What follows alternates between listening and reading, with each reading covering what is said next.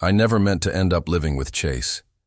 It just kind of happened, the way things do when life goes sideways and someone reaches out a hand before you even think to ask. My old roommate bailed without notice, and I was 1 month away from sleeping. In my car when Chase texted, "Spare room's yours if you want, just cover utilities." I hadn't even seen him in months. Chase was my best friend, Ryan's older brother. 2 years ahead of us in high school, then suddenly gone, college. Some job in construction, a house he was fixing up on the edge of town. We never ran in the same circles, but he was always around. At barbecues, sitting back with a beer in one hand, a quiet smirk, and usually no shirt. It was just a Chase thing, I guess. The guy hated wearing shirts like the rest of us hated wearing ties, and I wish I could say it didn't bother me, that I didn't notice. But I always did. That first night I moved in, he met me at the door with a beer and a lazy nod.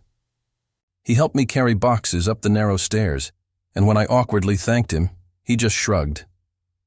"No problem. You're Ryan's guy. Makes you family." I didn't know what to say to that, so I just smiled and unpacked. The room was small, but clean. A little cold at night, but nothing a hoodie couldn't fix. Chase lived like someone who never expected company. Bare walls, couch with a tear in the side, one of those coffee tables that had clearly survived at least 3 moves. But there was something easy about it. Comfortable. Like nothing here pretended to be more than it was. We settled into a rhythm pretty quickly. He worked long hours and came home exhausted, his shirt usually tossed somewhere between the front door and the fridge. We'd share leftovers, sit on the couch and let the TV fill the silence. No expectations, no pressure, just 2 guys getting by. But even then, something stirred in the quiet spaces between us. In the way his shoulder would brush mine when he leaned over to grab the remote. In the way he called me man, like it meant more than just a word. In the heat of him sitting beside me, close enough that I sometimes forgot to breathe. I told myself not to think about it, because Chase was straight, obviously. Everyone knew that. He dated girls who looked like they lived on fitness apps and drank green juice for fun, and I'd had crushes before. Dumb ones, fleeting ones. I knew how to keep my head down. Still, I'd be lying if I said it didn't mess with me a little. Living in the same house as him, hearing his laugh echo down the hallway, seeing him pad barefoot into the kitchen in low-slung sweats, rubbing sleep out of his eyes. I told myself to ignore it. It was just hormones, proximity, a passing thing. But every night I'd lie in bed, listening to his footsteps, his low voice through the wall when he took late calls, the way his laugh softened when he talked to someone he cared about. I didn't know what it meant. I just knew that the longer I stayed, the more impossible it became to pretend I didn't notice everything about him. It was a Thursday night, sometime past 10, and we were both too tired to pretend we had better plans. Chase had just gotten off a long shift, still in his paint-splattered jeans and a white undershirt that clung to him in places I shouldn't have been looking. I was curled into the corner of the couch, a blanket over my legs, pretending to care about the car chase playing out on screen. He plopped down beside me, a cold beer in his hand, and stretched out like he owned the place. Which he did. His knee bumped into mine as he leaned back, and I thought, he'll shift in a second. But he didn't. The pressure stayed. Not hard, not pointed, just there. Warm through the blanket, like he'd forgotten there was space between us and decided it didn't matter. I told myself not to think about it. I even tried shifting a little. He didn't move, didn't even glance down. Just kept watching the screen, sipping his beer, like this was normal. Maybe it was normal. For him.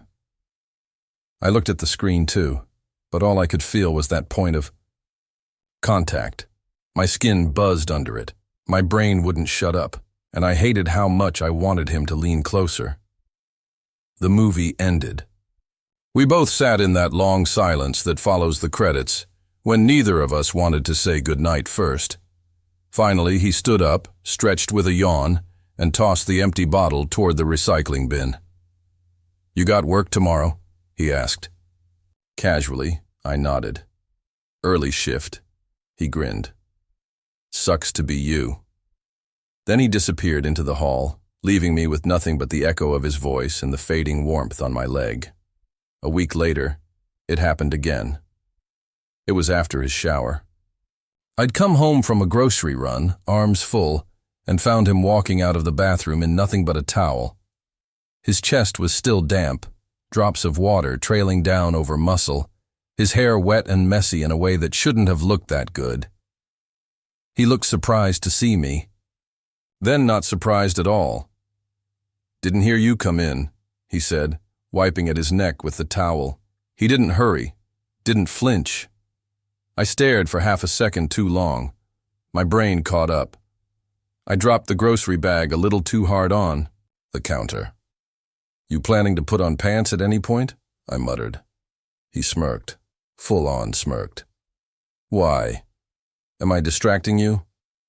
I opened my mouth, closed it, then shook my head and pulled out the milk like it was the most interesting object in the world. He didn't wait for an answer, just walked past me slowly, close enough that the edge of the towel brushed my arm. He didn't look back, just kept walking down the hallway, cool and casual, like he hadn't just lit my entire nervous system on fire. I stood there for a moment, staring at the closed hallway door, trying to pretend that the goosebumps on my skin were from the fridge. These weren't accidents, not anymore. I kept telling myself not to read into things. But how could I not, when every little touch, every quiet moment felt just a little too charged? There were glances held a beat too long, casual teasing that made me blush and turn away. The way he'd say my name, low and a little softer than everyone else did. I noticed everything, every gesture, every silence, and worse, I wanted to notice. That night, lying in bed, I pulled the hoodie tighter around me. It was one of his. He'd tossed it on the couch one night and forgotten about it. I told myself I only wore it because it smelled like laundry detergent and comfort. But I didn't wash it. Not right away. The hoodie still smelled like him. Curled into the fabric, eyes on the ceiling, listening to the soft hum of the fridge down the hall, the distant creak of pipes as he moved around. I wasn't sure what was happening between us, or if anything was happening at all. But whatever. It was starting to feel impossible to ignore. I stopped looking him in the eye. It wasn't a conscious decision at first, just a shift, a twitch of discomfort that grew legs. I'd be mid-sentence, and the moment Chase's gaze locked onto mine, something inside me would flinch, like I'd been caught holding something I wasn't supposed to. In a 2-bedroom apartment, you can't avoid someone forever. But I tried. I buried myself in fake errands, took longer showers, started doing dishes right after meals, so I wouldn't have to sit next to him on the couch while his thigh brushed mine like it was nothing, like it didn't matter. But it did matter, at least to me, because lately I'd been thinking things, not just wondering if he knew what he was doing, but wondering if I knew what I was feeling. I'd be folding laundry, and I'd catch myself staring at one of his t-shirts, fingers lingering on the faded collar like it held a memory I couldn't name. I'd watch his hands while he cooked, strong, knuckled, rough in a way that made me shiver, and I'd wonder, what would they feel like on my back? It scared me, because I'd never let myself think that way before. Not about someone like Chase. Not about a guy who kissed girls with lazy confidence and never once looked uncertain about who he was. And yet, the signals, they were there. Or maybe they weren't. Maybe I was inventing them out of wishful thinking and late-night loneliness. That's when I did something stupid. I opened my laptop, typed slowly, carefully. Can a straight guy flirt with another guy and not realize it? I deleted it before I hit enter. Then I typed, am I gay if I think about my roommate this much? That one, I did search. Articles popped up like confetti, some helpful, most not. Forums full of confused teens, closeted adults, desperate questions, and angsty answers. I read for hours. My screen dimmed. My stomach churned. I didn't get clarity, just more noise, more doubt. I ended up calling Lucas. Lucas had known I wasn't exactly straight, before I even fully admitted it to myself. He came out in our second year of college and never once looked back. Brave, open, unbothered. The exact opposite of me. He picked up on the third ring. Well, if it isn't the emotionally constipated ghost of roommates past. Hi. He paused. Everything okay? I didn't answer right away. I just breathed, slow and shaky. Then, quietly, can I ask you something weird? He didn't miss a beat. Ask me 10 weird things. So I told him. Not everything. Just enough. About Chase. About the towel incident. The way he'd smirk. Sit too close. The hoodie I wore when no one was looking. Lucas let me finish without interruption. Then, you sure you're not crushing on him? I wanted to throw my phone across the room. He's not even gay. Okay, but that's not what I asked. I didn't answer. Just listen to the quiet hum of his end of the line. You're allowed to feel things, Lucas said, his voice softer now. Even if they don't make sense yet. Especially if they don't. I hung up not long after, mumbling something about needing sleep. But sleep didn't come easy that night. Not when Chase walked past my bedroom door, shirtless again, hair still wet from the shower. He didn't knock, just paused, looked in, eyes soft, unreadable. You good? He asked. I nodded too quickly. Yeah, just tired. He lingered a second longer than he needed to. Then he smiled, small, gentle. All right, night, man. And he was gone. But the air still crackled after him, like his presence had carved something into the room. The next morning I caught him looking at me. I was pulling on a t-shirt in the hallway, unaware he was behind me. I turned, half yawning, and there he was, coffee in hand, watching me, not with surprise, not like I'd caught him, but like he didn't care if I had. His eyes dropped for a second, just a second, to the bare skin above my waistband. Then he blinked and looked up, face unreadable. There's coffee, he said, then walked into the kitchen. I stood there for a long time, shirt half pulled down, wondering what the hell had just happened. It wasn't in my head. It couldn't be. Not when his gaze lingered like that. Not when his voice dipped into something quieter every time he said my name. Maybe he didn't even realize what he was doing to me. Or maybe he did, and he just didn't know what it meant yet either. The rain started in the late afternoon, a slow patter that turned into a full symphony by nightfall. Sheets of it swept across the windows, and the wind howled like it had bones to rattle.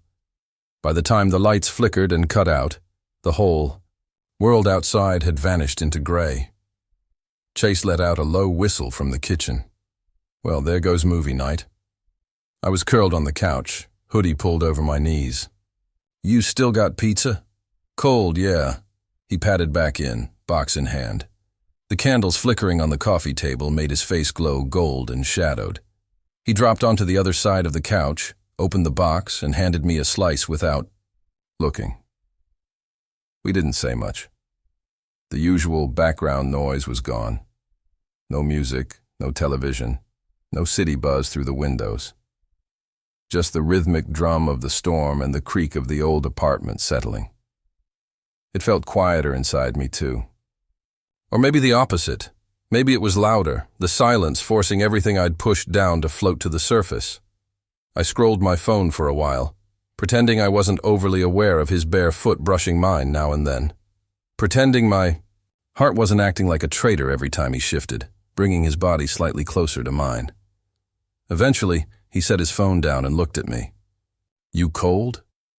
I opened my mouth to say no, but he was already pulling half my blanket over his lap before I could answer. The motion was casual, like sharing a blanket was a normal roommate thing, like it didn't mean anything, but it did. To me, it did. We were shoulder to shoulder, and I could feel his body heat sinking through the thin fabric of my hoodie. I tried to focus on the soft candlelight, the glint of rain on the window, the chill in the air.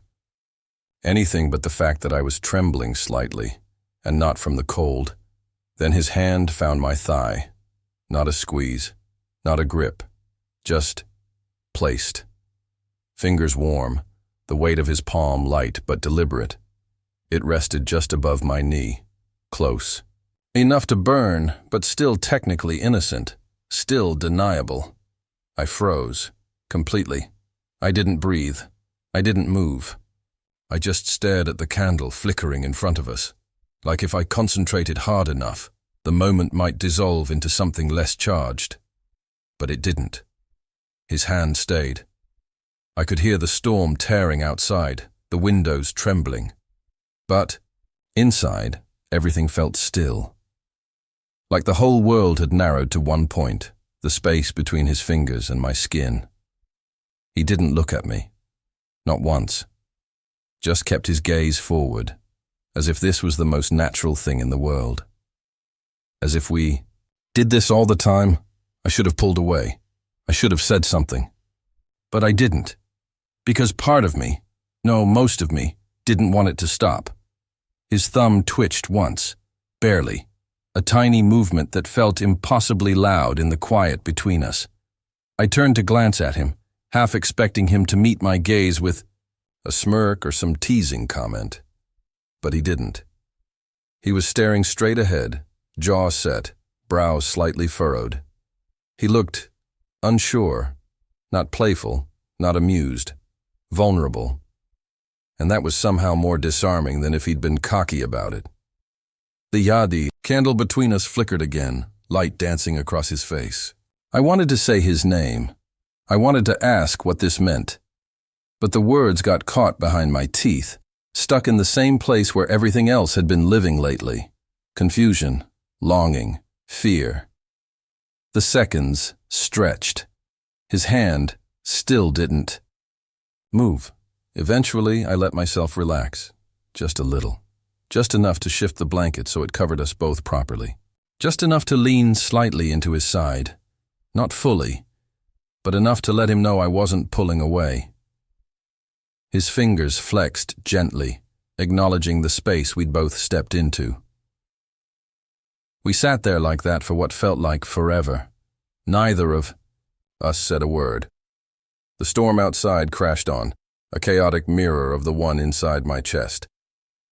When I finally glanced at him again, his eyes were closed. Not asleep, just quiet. Still. And for a moment, so was I. Not at peace exactly, but not panicking. Either. Somewhere in between. Somewhere new. Somewhere that felt like the edge of something big. The morning after the storm felt too quiet. The kind of quiet that clung to everything, even the clinking of a spoon in a coffee mug or the low hum of the fridge. I sat at the kitchen counter, hoodie sleeves pulled down past my hands, trying not to look toward the hallway. But I felt him before I saw him. Chase walked in barefoot, hair still damp from a shower, and poured himself a cup of coffee like it was just another Tuesday. Like nothing had happened, except something had. I stared down at my toast, appetite gone, stomach a knot of nerves and what if. I could still feel the ghost of his hand on my thigh, the quiet weight of it, the intention behind it. I should have let it go. I could have, but I didn't want to pretend. Why'd you touch me like that? My voice came out softer than I expected, almost casual. But I wasn't casual. My heart was pounding, like it didn't know what it wanted to do. Run or leap. He froze halfway through his first sip, set the mug down. Didn't look at me for a long moment. Because I wanted to, he said, just like that. No excuse, no laugh, just the truth. The words hung there between us, raw and unfamiliar. I blinked. You were messing with me, right? His head snapped up, and for the first time in a long time I saw him without the usual mask. No teasing grin, no careful calm. Just something that looked a lot like hurt. No, he said quietly. I wasn't. Silence. The kind of silence that dares you to break it, but also punishes you if you do. He sat down across from me, rubbing a hand over his jaw like he was trying to organize the mess in his head. I've been trying to figure it out, okay? I didn't plan to feel anything. But it's been happening for a while now. And last night, I just let it show for once. I swallowed hard. My fingers tightened around the mug. I couldn't tell if I was scared or relieved. Maybe both. You're not even... I know, he cut in. Then more gently, I thought I wasn't, until you moved in. The confession felt like a ripple. In the air, soft, but far-reaching. Like it brushed up against something inside me I didn't know was waiting to be touched. He reached for my hand. Just a slow, uncertain movement, his fingers sliding lightly across the countertop, stopping. Just shy of mine, he didn't force it. He waited. I didn't pull away. Instead, I let my hand meet his, palms brushing, fingers barely tangled. His thumb moved across the back of my hand once. A simple, grounding motion. We sat like that, breathing through the weight of it all. The truth. We'd both tried to avoid now laid bare between toast crumbs and half-sipped coffee. You sure about this? I asked. He nodded.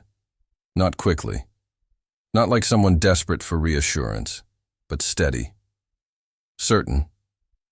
No, he said honestly. But I don't want to keep pretending I don't feel something. And then, without any big music moment or perfect line to cue it, he leaned in. It was slow. Careful. I saw it coming in the shift of his shoulders, the flicker of hesitation in his eyes, the slight intake of breath before his lips met mine. The kiss wasn't dramatic or practiced. It wasn't fireworks, but it was real, warm and a little unsure. Like we were both stepping off a ledge, hoping the other would catch us. His hand cupped my jaw, thumb grazing the edge of my cheekbone.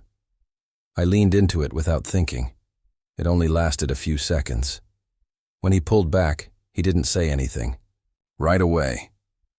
He just looked at me like he was still waiting for me to disappear or laugh it off. But I didn't. I looked back, and I nodded once, because it was the only thing I could do. Words would have broken whatever had just settled between us, something fragile, something new. He smiled, not his usual smirk, but something quieter, something unsure and honest.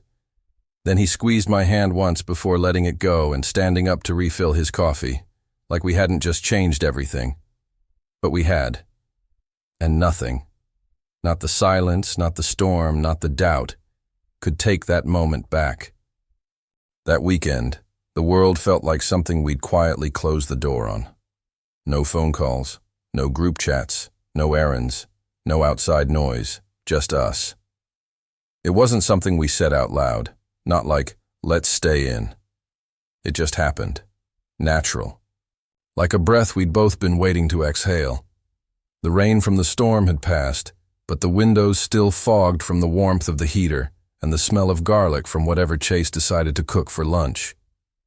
He wasn't a great cook, not really. But he put effort into it, slicing mushrooms like it meant something, grinning when I offered to stir just to keep the pan from burning. I leaned against the counter, watching him, barefoot, wearing one of my old hoodies that hung too loose on his frame.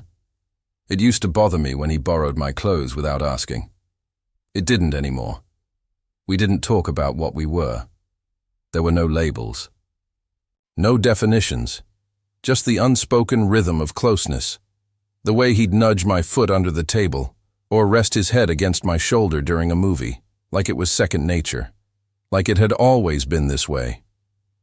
We ate on the couch, legs tangled, lazily under a blanket, a stupid action movie playing in the background, neither of us paying much attention. His head ended up in my lap at some point, and I found myself running my fingers through his hair, slow and unsure. He didn't stop me.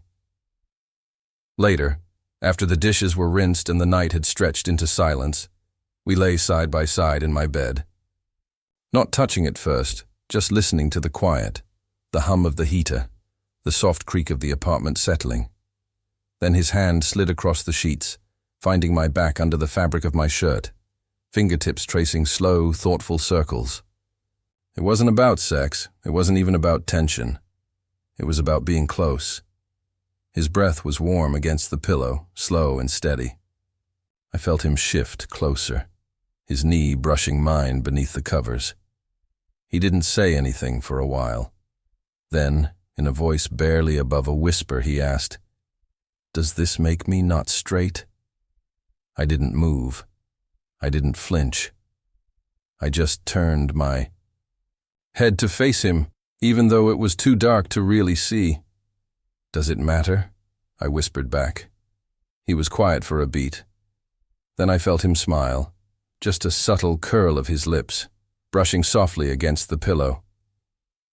He didn't answer. He didn't need to. Because in that moment, it didn't matter. Not the questions. Not the rules we used to believe in. Not the words we hadn't figured out yet.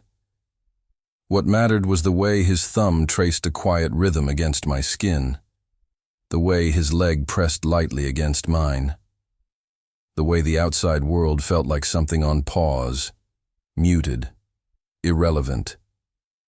We were figuring it out in our own way, not with declarations, but with closeness, with a hoodie he still hadn't given back, with the shared warmth of a blanket that smelled like us, with the way he said my name softer now, almost like a secret.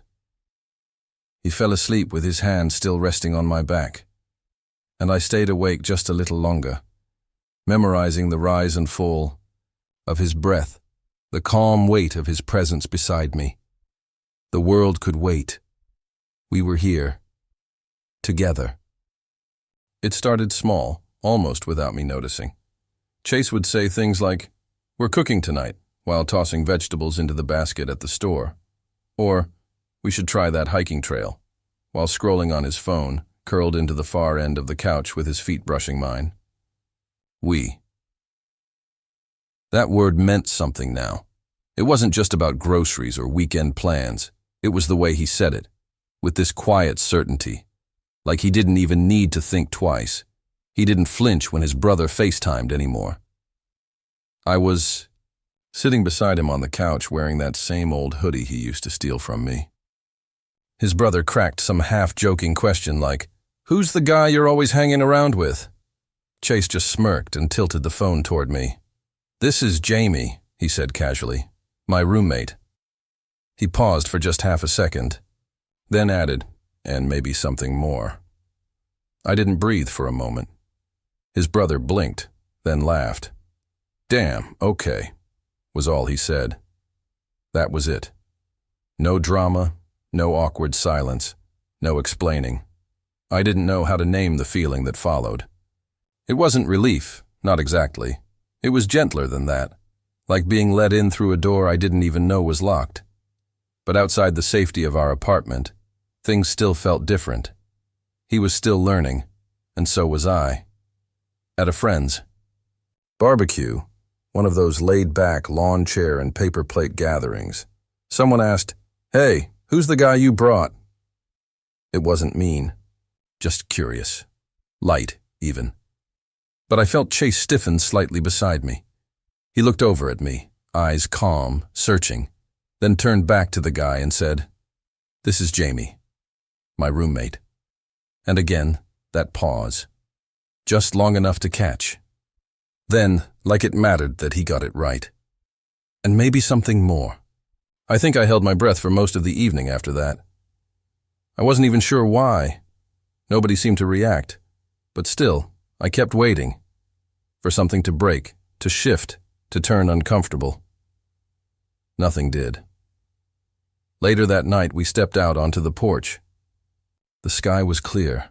and the hum of the party still drifted through the screen door behind us. I leaned on the railing, arms folded. I could feel Chase behind me before he touched me, his presence brushing warm against my back, like the way fire glows even when you're not touching it. Then I felt his hand at my waist, light and steady. He said nothing, just leaned in and kissed me, soft and slow, like we were still alone in our apartment. But we weren't. There were people inside, music, laughter, and still. He kissed me anyway. Not loud, not dramatic. Just enough. Enough to make my heart kick into my throat. Enough to feel like maybe this wasn't just some secret world we'd built between walls and bedsheets and unspoken rules. I looked at him afterward. Really looked. The shape of his jaw. The curl of his hair over his forehead. The way his eyes softened when they met mine. I used to think I had him figured out. The laid-back guy who laughed too loudly and made eggs at midnight. The one who never knocked before barging into my room. Who talked over movie endings and left socks in the kitchen. But I was wrong. There were parts of him I was still discovering, still learning how to read. There was depth beneath the smirks and shrugs, a quiet kind of bravery. One that didn't need declarations, just the willingness to stand a little closer, speak a little louder when it counted. He took my hand then, right there, out on the porch. His fingers threaded through mine like it was the most natural thing in the world. And maybe it was. Because what we had wasn't just something we were falling into. It was something we were choosing. Every day, in little ways, in the way we reached for each other without thinking, in the silences that didn't feel empty, in the word we that came more easily now. Later that night, back at home, we sat on the floor, legs stretched out, backs against the couch. He was flipping through some old photos he found in a shoebox under my bed, ones I thought I'd lost. One of them was from a trip I barely remembered. A snapshot of me, windblown and squinting, standing at the edge of some cliff with the sun behind me. Alone. Chase looked at it for a long time. Then he said, "Next time I want to be in the picture too." It was such a simple thing, but it landed in my chest like a stone in still water. Next time. He was thinking ahead. About us. Not just this moment, but the next one. And the one after that. And maybe we didn't have all the answers. Maybe we'd still get things wrong. Still stumble over what it all meant. But that was okay. Because we had time. And for the first time in a long time, that felt like enough.